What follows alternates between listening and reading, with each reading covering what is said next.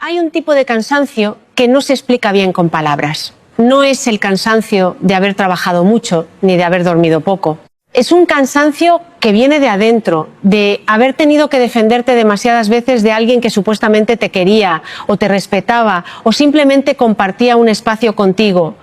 Es el agotamiento de haber salido de una conversación sintiéndote pequeño, confundido, como si hubieras hecho algo mal sin saber exactamente qué. Te quedas dando vueltas en la cabeza buscando el momento en el que todo se torció y no lo encuentras, porque la habilidad de ciertas personas para hacerte dudar de ti mismo es tan sutil, tan silenciosa, que casi no se ve.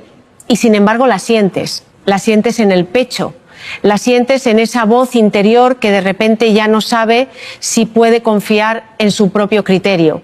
Hoy quiero hablarte de eso. De esas personas que tienen una forma particular de relacionarse que deja una huella difícil de nombrar. Y también quiero hablarte de algo que los filósofos estoicos entendieron hace más de 2000 años, que sigue siendo completamente válido hoy, que tiene que ver con cómo recuperar tu centro cuando alguien intenta sacarte de él. Para entender por qué ciertas frases funcionan tan bien frente a personas manipuladoras, primero necesitamos entender qué es lo que realmente buscan cuando interactúan contigo. Una persona manipuladora no necesariamente es consciente de todo lo que hace. Muchos de los patrones que usamos para controlar a otros los aprendimos en la infancia, los absorbimos de personas que tampoco fueron conscientes de lo que estaban haciendo. Eso no los hace inocentes, pero sí los hace más complejos de entender. Lo que busca una persona con estos patrones, en la mayoría de los casos, es una cosa muy concreta. Quiere que tu estado emocional dependa de ella. Quiere ser el centro desde el que se organiza tu realidad. Cuando logra que te sientas culpable, cuando logra que te defiendas, cuando logra que pierdas la calma o que quedes paralizado en el silencio, en todos esos casos ha conseguido su objetivo principal, que es hacerte perder el contacto con tu propio eje interno. Y desde ahí, desde ese desequilibrio tuyo, puede operar con mucha más facilidad. Los estoicos tenían una comprensión profunda de esto, aunque no lo llamaban manipulación. Ellos hablaban del hegemonicón, que era algo así como el principio rector interno, el lugar desde donde un ser humano piensa, evalúa y decide. Marco Aurelio, Epicteto, Séneca, todos ellos escribieron de maneras diferentes sobre la misma idea central, que es que el único poder real que tienes en esta vida es el poder sobre tus propias respuestas. No sobre lo que otros hacen, no sobre lo que otros dicen, no sobre cómo otros te tratan, solo sobre cómo tú decides responder a todo eso. Y esa idea, que puede sonar sencilla, es en realidad revolucionaria. Especialmente cuando estás frente a alguien que ha aprendido que tu bienestar emocional puede ser usado como herramienta de presión. Hay personas que sienten que no tienen opciones frente a ciertos individuos. Que cuando alguien les habla de determinada manera, algo se activa en ellos que los deja sin palabras o los lleva a reaccionar de formas que después lamentan. Eso no es una debilidad de carácter. Es una respuesta del sistema nervioso que ha aprendido a asociar ciertos comportamientos ajenos con una amenaza, a veces desde muy temprano en la vida. Si creciste en un entorno donde alguien utilizaba el silencio como castigo, donde alguien alternaba el afecto con la frialdad de forma impredecible, donde alguien te hacía sentir que tus percepciones no eran válidas, entonces es completamente normal que de adulto sigas respondiendo a esos patrones con la misma urgencia que tenías de niño. Tu sistema nervioso lo reconoce antes de que tu mente consciente pueda siquiera procesarlos. Y por eso la respuesta es tan inmediata, tan visceral, tan difícil de detener. Lo que los estoicos proponen y lo que la psicología moderna ha terminado confirmando desde otro ángulo es que entre el estímulo y la respuesta siempre existe un espacio, siempre, aunque sea un espacio muy pequeño. Y en ese espacio reside tu libertad. La primera de las frases que quiero compartir contigo nace exactamente de ahí, de ese espacio entre lo que alguien dice y lo que tú decides hacer con eso. La frase es simple y por eso es tan poderosa. Es esta: puede que tenga razón. Eso es todo. Puede que tenga razón. No es una rendición, no es una admisión de culpa, no es una señal de que estás de acuerdo con lo que se te está diciendo. Es simplemente una declaración que reconoce la posibilidad, sin comprometerse con ella, y que al mismo tiempo no le da a la otra persona el enfrentamiento, la emoción reactiva, el desequilibrio que estaba buscando. Una persona que manipula necesita que te defiendas, porque tu defensa es la prueba de que el ataque llegó. Si simplemente dices puede que tengas razón con una calma genuina, no estás cerrando la conversación con agresividad, pero tampoco estás entrando en el juego, estás, en términos estoicos, retirando tu hegemonicon del alcance de la otra persona. Tal vez te ha pasado estar en una conversación donde sientes que algo no está bien, pero no puedes señalar exactamente qué es. La otra persona dice cosas que parecen razonables por separado, pero el efecto acumulado te deja sintiéndote mal, confundido, disminuido. Eso tiene un nombre en psicología, aunque muchos no lo conocen. Se llama confusión cognitiva inducida y es uno de los efectos más comunes de ciertos patrones de comunicación manipuladora. No se trata de que la otra persona sea un estratega consciente que ha planeado cada movimiento. Muchas veces es simplemente un conjunto de hábitos relacionales que han funcionado durante años para obtener lo que esa persona necesita. Pero el efecto en ti es real. Pierdes el hilo de tu propio razonamiento, empiezas a dudar de tu memoria, de tu percepción, de tu criterio. Y eso es exactamente lo que necesita cualquier dinámica de manipulación para sostenerse. Que tú no confíes en ti mismo. La segunda frase que quiero darte viene de Epicteto, un filósofo que nació esclavo y que pasó buena parte de su vida en condiciones que la mayoría de nosotros no podemos ni imaginar. Y a pesar de eso, o tal vez precisamente por eso, llegó a una comprensión de la libertad interior que sigue siendo absolutamente vigente. Epicteto decía que nadie puede herirte sin tu consentimiento.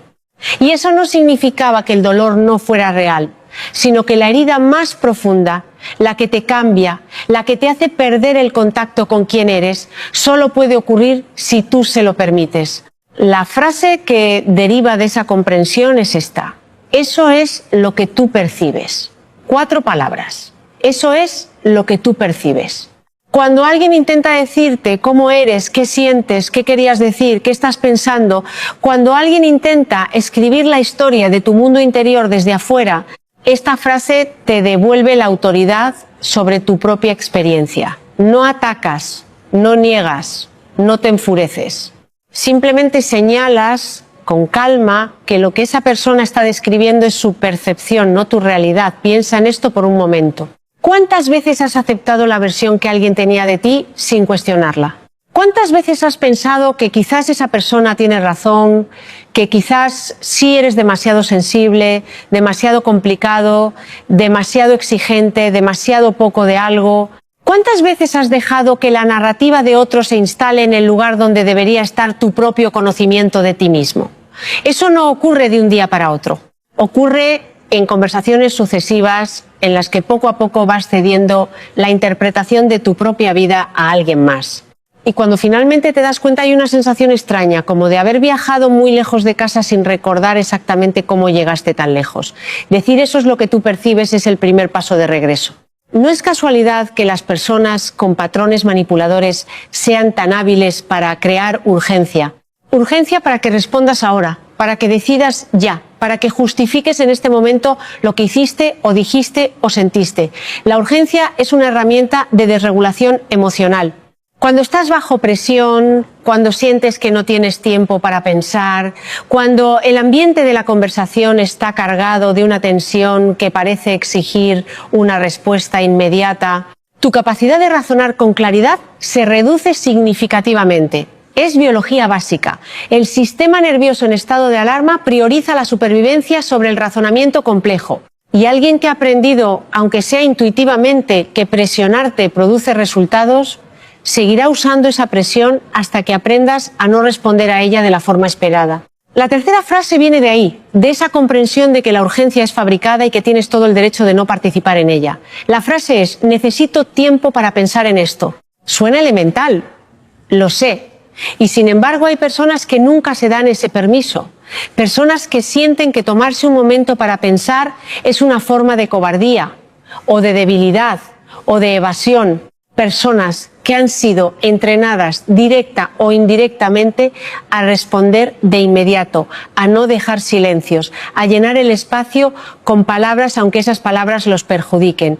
Tomar tiempo para pensar no es huir de la conversación, es ejercer el derecho más básico que tienes como ser pensante, que es el de no operar desde la reactividad emocional, sino desde la reflexión genuina.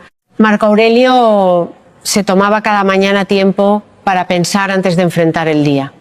Un hombre que gobernaba el imperio más grande del mundo sentía que ese tiempo era no negociable.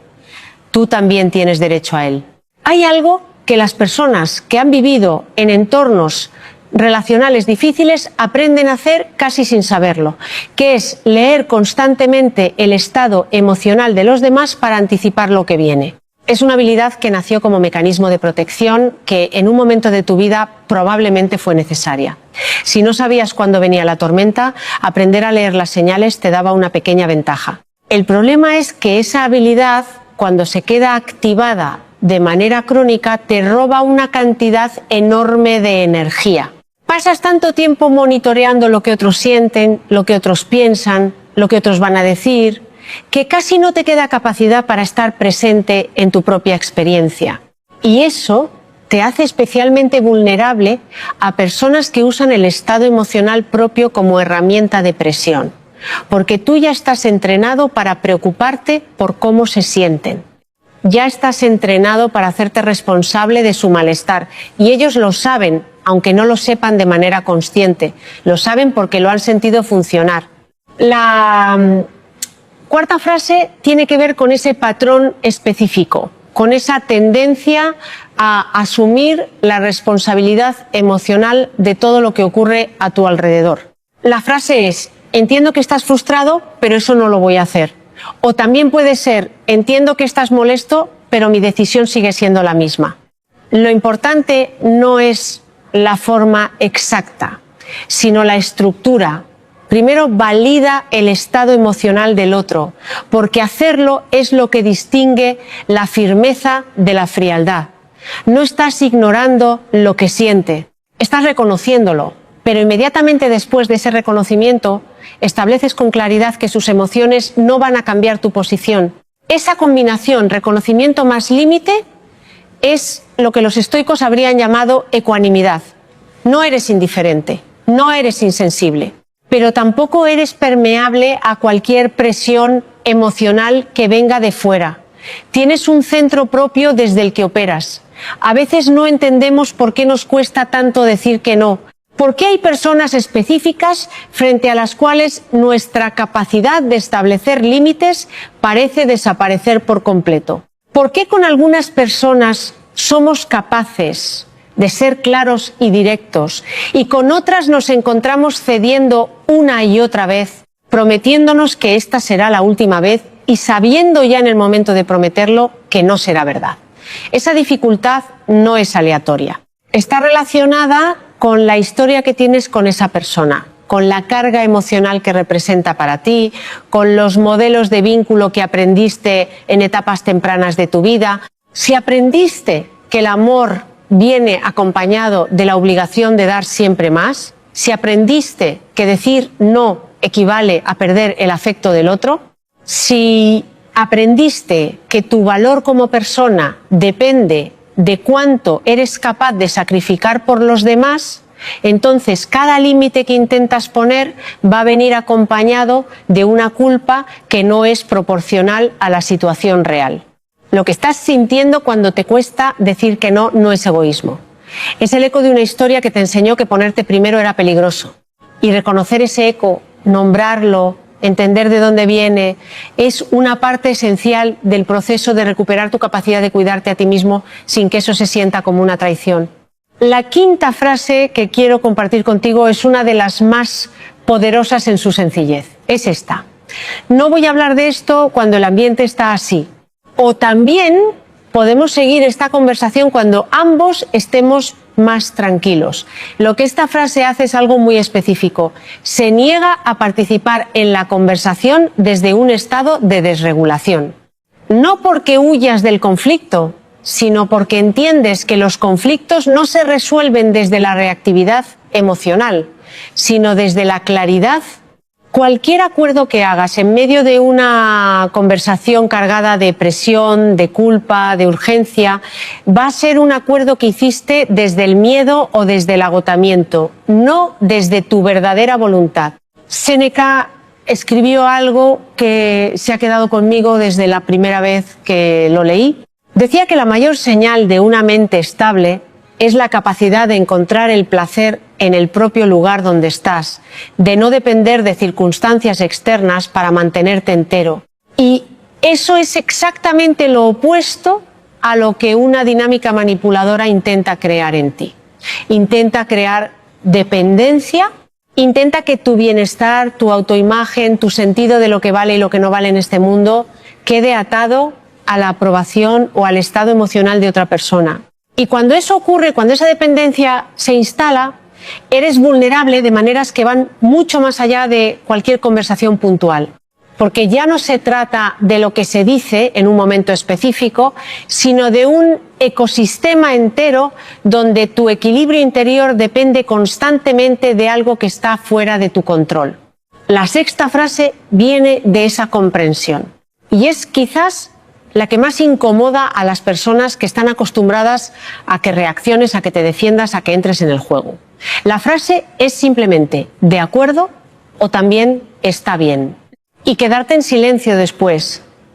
No hay explicación, no hay justificación, no hay defensa, no hay negociación, solo un reconocimiento plano de que escuchaste lo que se dijo seguido de nada más.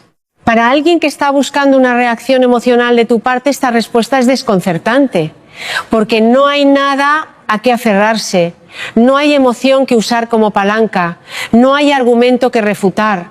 Es como intentar pelear contra el viento. Esta frase no funciona en todas las situaciones y necesita ser usada desde un lugar genuino, no desde el sarcasmo ni desde la frialdad. Cuando viene de un lugar de verdadera ecuanimidad, de un lugar donde realmente has decidido que esa conversación no va a moverte de tu eje, tiene un efecto muy específico. Le devuelve a la otra persona la responsabilidad completa de sus propias emociones. Lo que nadie te dice sobre los límites es que no siempre los entenderán. Hay personas que ven un límite tuyo y lo interpretan como un ataque personal. Hay personas que sienten que tu autonomía es una amenaza a su seguridad. Hay personas que han construido toda una forma de relacionarse basada en la permeabilidad del otro, y cuando el otro empieza a tener un centro propio, eso desestabiliza algo en ellas que puede manifestarse como enojo, como silencio, como dramatismo, como intensificación de los mismos comportamientos que intentabas detener. Eso no significa que estés haciendo algo mal, significa exactamente lo contrario. Significa que el límite está funcionando, significa que estás tocando algo que necesita ser tocado, aunque duela en el proceso. Hay un concepto en la filosofía estoica que me parece importante nombrar aquí porque está en la base de todo lo que estamos hablando. Es el concepto de proairesis, que podría traducirse como libre albedrío, pero que en realidad significa algo más específico. Es la capacidad que tienes de elegir tu actitud frente a cualquier circunstancia. No puedes elegir lo que otros hacen, no puedes elegir lo que otros dicen, no puedes elegir cómo te van a tratar en muchas situaciones de la vida, pero siempre puedes elegir la posición interna desde la que vas a responder a todo eso. Y esa elección, aunque a veces se siente muy pequeña, es en realidad lo más grande que existe. Es la diferencia entre una vida que vives desde la reactividad y una vida que vives desde la consciencia. La séptima y última frase es la más radical de todas y también es la que requiere el mayor trabajo interno para poder decirla de verdad, no solo como palabras. La frase es: eso lo decides tú, o también esa es tu elección. Cuando alguien intenta hacer que su comportamiento sea tu responsabilidad, cuando alguien usa amenazas implícitas o explícitas para presionarte a que actúes de determinada manera, esta frase devuelve la responsabilidad exactamente donde pertenece. Si alguien te dice que si no haces lo que pide algo malo va a ocurrir, si alguien te responsabiliza de sus propias emociones o decisiones, si alguien usa el chantaje emocional como forma de conseguir lo que quiere, eso lo decides tú, es la respuesta que reconoce que esa persona tiene libre albedrío, que sus elecciones son suyas y que tú no eres responsable de protegerla de las consecuencias de sus propias decisiones. Eso puede sonar duro, puede sonar frío, pero en realidad es lo más respetuoso que puedes hacer por otro ser humano, que es reconocer que tiene capacidad de agencia, que no es una víctima de las circunstancias que tú controlas, que sus elecciones le pertenecen completamente a ella. No es casualidad que estas 7 frases tengan algo en común. Todas ellas operan desde el mismo principio, que es la no reactividad. Ninguna de ellas te invita a atacar, ninguna te invita a defenderte, ninguna te invita a explicarte de manera exhaustiva, a justificar tu posición, a convencer a nadie de nada. Todas ellas simplemente sostienen tu propio lugar desde la calma, sin necesidad de que la otra persona lo entienda o lo valide. Y eso es estoicismo puro, no es indiferencia. Es la comprensión profunda de que tu bienestar no puede estar supeditado a que los demás cambien, mejoren, entiendan o reconozcan lo que haces. Tu bienestar tiene que tener una base propia, una base que sea tuya, una base que no puedan quitarte con sus palabras, ni con su silencio, ni con su enojo. Hay algo más que me parece importante nombrar antes de cerrar. Y es que usar estas frases de manera efectiva no es solo una cuestión de técnica. No basta con aprender las palabras si por dentro sigues creyendo que mereces el trato que recibes, o si sigues sintiendo que el bienestar del otro depende de ti, o si sigues operando desde el miedo a perder el amor o la aprobación de alguien. Las palabras tienen que venir acompañadas de un trabajo interno real, de un proceso de entender de dónde vienen tus patrones, de reconocer las heridas que hicieron de ti una persona especialmente permeable a ciertos comportamientos, de construir poco a poco una relación contigo mismo que sea lo suficientemente sólida como para sostenerte desde adentro, sin necesitar que el exterior te confirme que eres suficiente. Eso lleva tiempo. Lleva paciencia, lleva una disposición a mirar hacia adentro que no siempre es cómoda, pero también lleva algo que vale la pena mencionar, que es una enorme compasión hacia ti mismo. Porque si llegaste a un punto en tu vida donde ciertos comportamientos de otras personas tienen el poder de hacerte dudar de ti, de sacarte de tu eje, de dejarte confundido o agotado o pequeño, eso no significa que seas débil.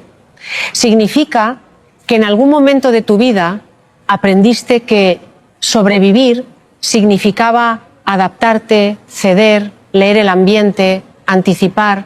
Y eso fue una respuesta inteligente en ese momento. El trabajo ahora no es juzgarte por eso. El trabajo es agradecer que sobreviviste con los recursos que tenías y empezar a construir recursos nuevos para la vida que tienes ahora. Los estoicos sabían algo que nosotros a veces olvidamos en medio de la urgencia del día a día, que es que el crecimiento no ocurre en los momentos de calma, sino en los momentos de fricción. Cada vez que alguien intenta sacarte de tu eje y tú logras mantenerte en él, estás construyendo algo. Cada vez que puedes responder desde la ecuanimidad en lugar de desde la reactividad, estás construyendo algo. Cada vez que eliges el espacio entre el estímulo y la respuesta, en lugar de dejarte llevar por el impulso, estás construyendo algo.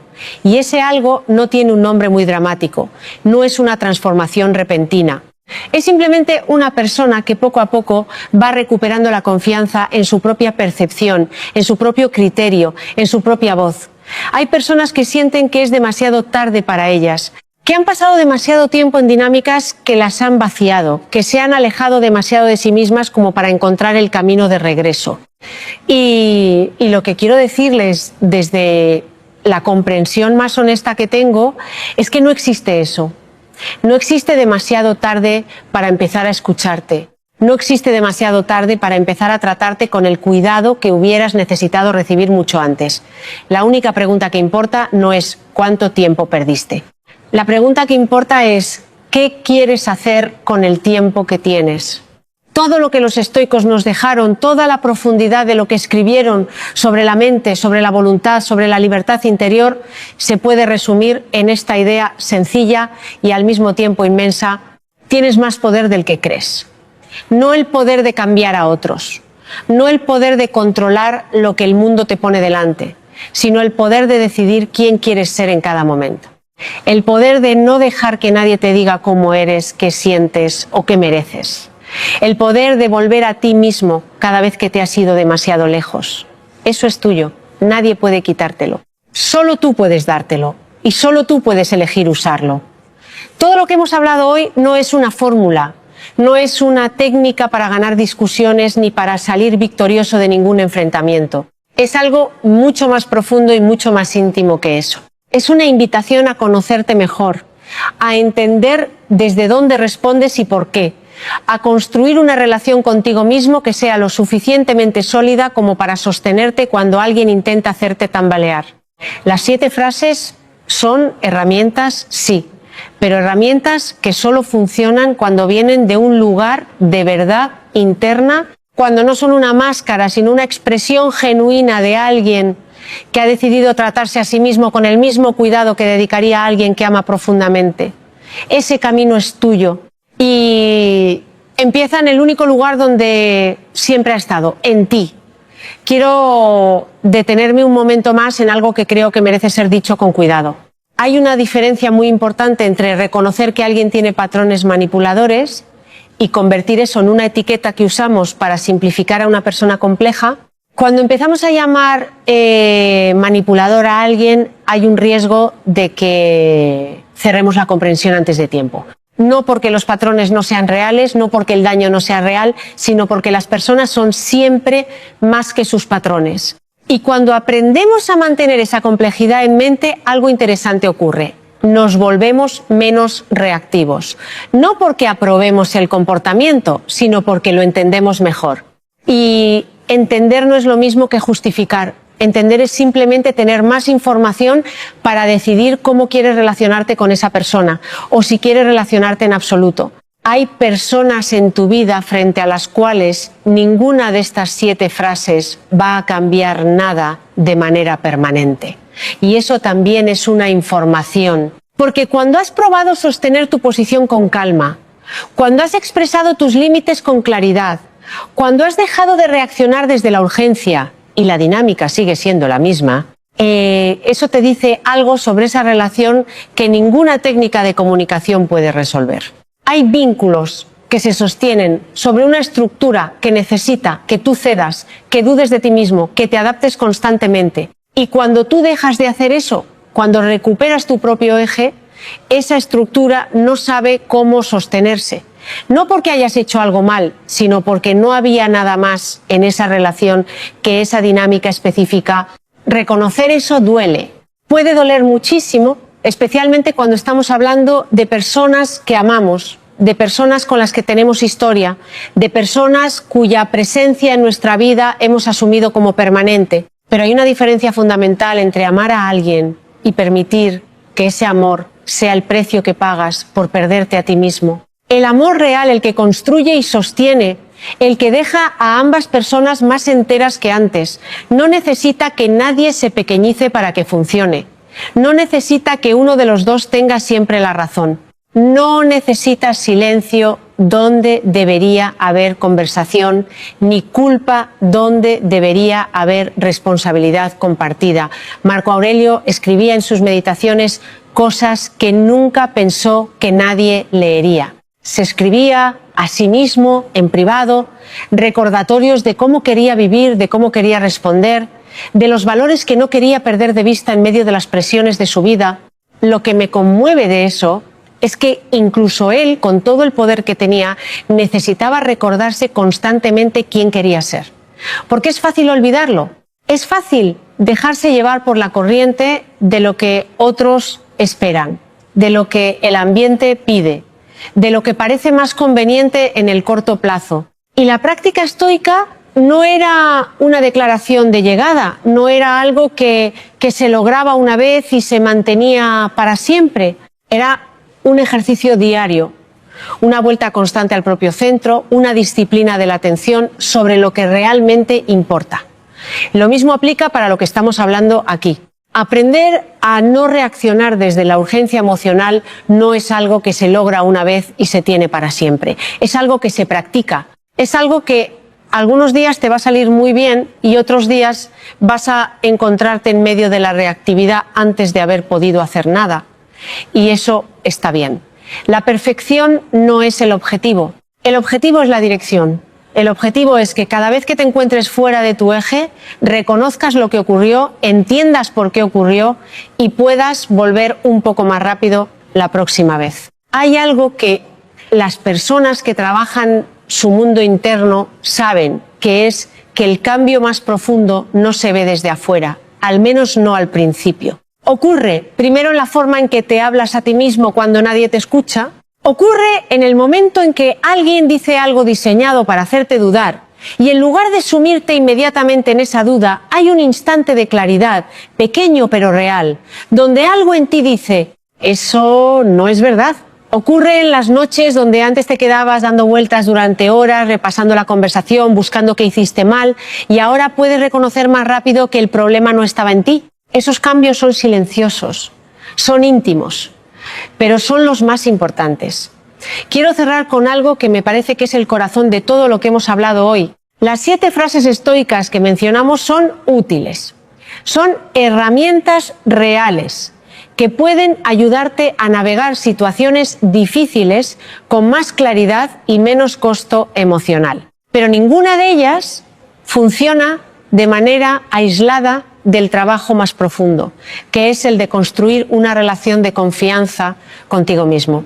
Una relación donde tú seas tu propio testigo más honesto, donde puedas reconocer tanto tus limitaciones como tu valor, donde no necesites la aprobación constante del exterior para saber que eres suficiente. Ese trabajo no tiene fin. No hay un punto de llegada donde ya está todo resuelto, pero hay algo que va cambiando en el proceso, que es la forma en que te mueves por el mundo. Hay una ligereza que empieza a aparecer donde antes había un peso constante. Hay una claridad que empieza a reemplazar la confusión. Hay una capacidad de soltar que antes no existía, no porque ya no te importe nada, sino porque sabes más claramente qué es lo que verdaderamente importa. Eso es lo que los estoicos buscaban. No una vida sin dolor, sino una vida donde el dolor no te definiera, no una vida sin conflictos, sino una vida donde los conflictos no tuvieran el poder de sacarte de ti mismo. Una vida vivida desde adentro hacia afuera, desde tus propios valores y tu propia comprensión, en lugar de desde afuera hacia adentro, desde el miedo a lo que otros piensan o sienten o van a hacer. Ese es el camino. Y el simple hecho de que estés aquí, de que hayas llegado hasta este punto, dice mucho de que ya lo estás caminando.